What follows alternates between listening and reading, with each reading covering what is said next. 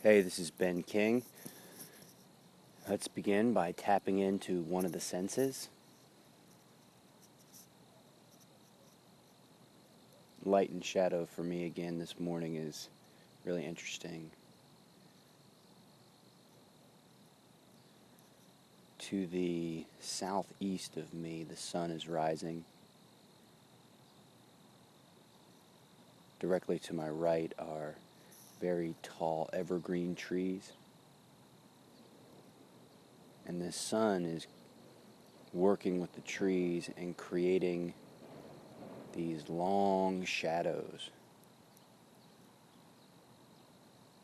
on the parking lot before me. 8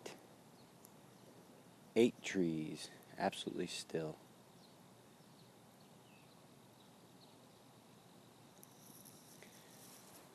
I'm going to come into my ground. I'm sitting cross-legged, so my ground includes outside edges of my feet, ankles, outside edges of my shins, side of my shin. The insides of my feet are pressing up against the outside edges of my legs. My buttocks are grounded. With my pelvis, I kind of shift around, tucking and untucking, shifting left and right, finding what I like right now, just in this moment. Core. Noticing the fabric of clothing at the core, trying to kind of cycle through some sensations at the core, find what makes sense right now. Heart space. Part of the reason why you have a mudra is a hand placement. Lots of mudras mean lots of things, but really it gives you something to do with your hands. So I like the thumb and the forefinger connection, and I like resting my hands on my knees. What's nice about it is I can relax my elbows, and what happens for me is the sensation in the shoulder blade. I can soften it a little bit, which helps me into my throat, top of my head. Remember, if you have thoughts, think of thoughts as just another sensation, one in which you can shift your sensation from feet, pelvis, core, heart space, throat, top of the head, and then choose. I'm going to choose to go into breath, finishing out with the breath. Full breath in. What does it feel like to have full breath in? Full breath out. What does it feel like to have full breath out? Now let's look a little bit more precisely. Full breath in. Notice the top of full breath in. Try to add more air. Notice how you come to a limit.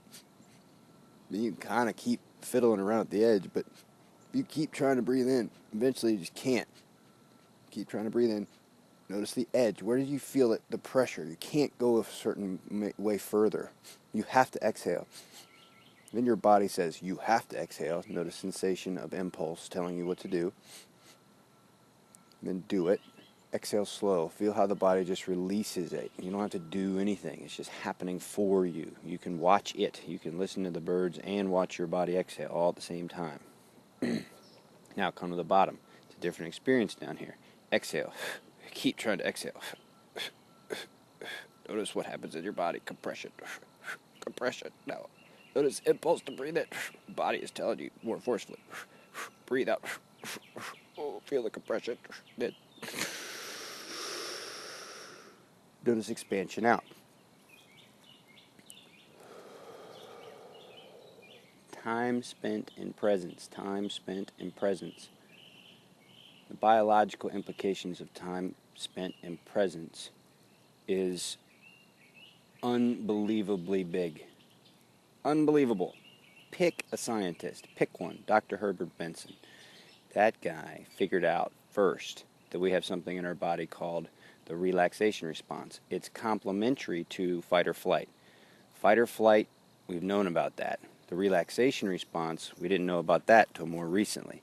Now, we knew about it, we just didn't have the scientific language for it. You experience it all the time.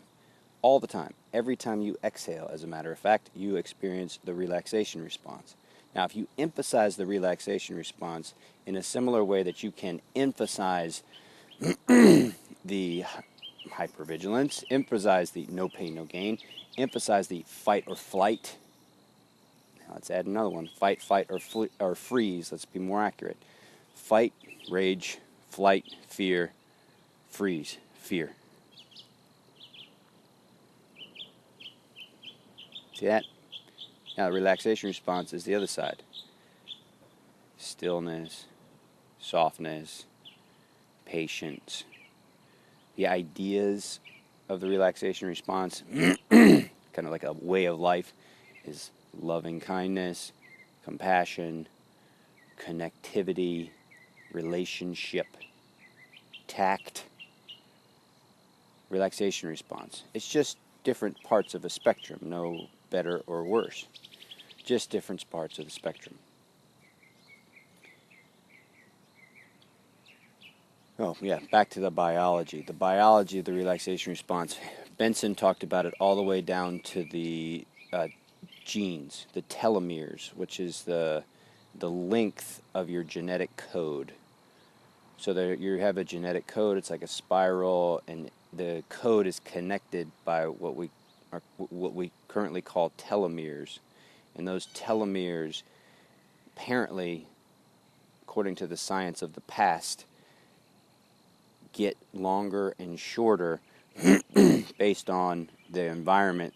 It's more the environment of your internal being. So if your internal being is full of compression, those telomeres shorten, and apparently that represents what you look like on the outside. And then if you have more relaxation response, those telomeres stay more or less the same, or actually even lengthen. And that is reflected in your physical presentation, how your being reflects light, how you present your being to the rest of the world. Apparently, according to this science, now you probably find other science elsewhere that says other things, but according to this guy, Dr. Herbert Benson, who has credibility, how often you are in non-judgmental present tense awareness will have a role in how you look. Take that as you will. All right, now on to the art of peace. Today's the fourth day. Now check out what he says on the fourth day.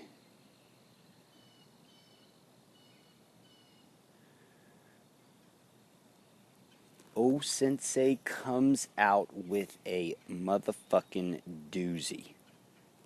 Goes right at it. Knife hand bitches. Knife hand motherfuckers. Listen to this shit. The art of peace is medicine for a sick fucking world. Fucking sick ass world. Cutting heads off motherfuckers. Shooting them in the face. Laughing about it. Putting pictures of dead bodies on Facebook and being like, die slow, motherfucker. Get that. The art of peace is medicine for a sick world. There is evil and disorder in the world because people have forgotten that all things emanate from one fucking source. Return to that goddamn source and leave behind all the self-centered bullshit, petty desires, and anger. Those who are possessed by nothing possess everything. Oof. Knife edge. Hard.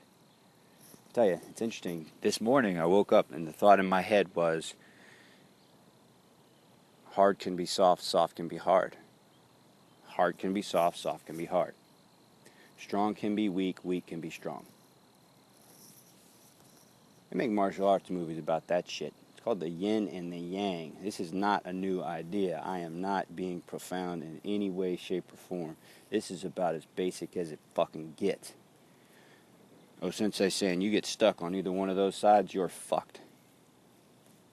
If you're possessed by one of those sides, you're fucked. You are fucked. You are fucked.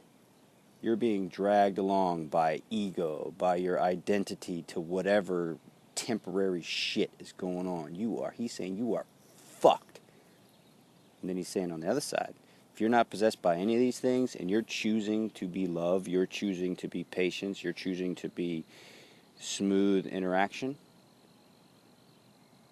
it's heaven on earth. Heaven on earth. All right, you ready to get into the experience of this? Check this out. Breathe in deep. Exhale deep. Now answer this question. Answer this question. You ready? Answer this question. Answer this question. What's better, the inhale or the exhale?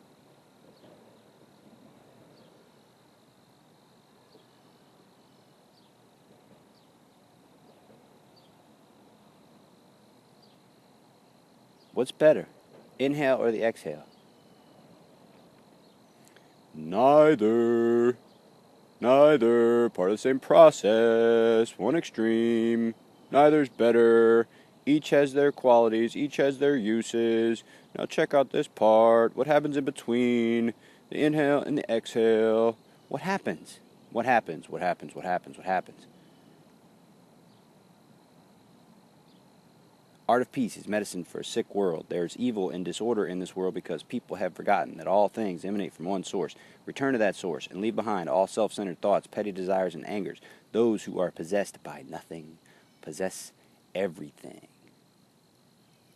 That's a big one. King out.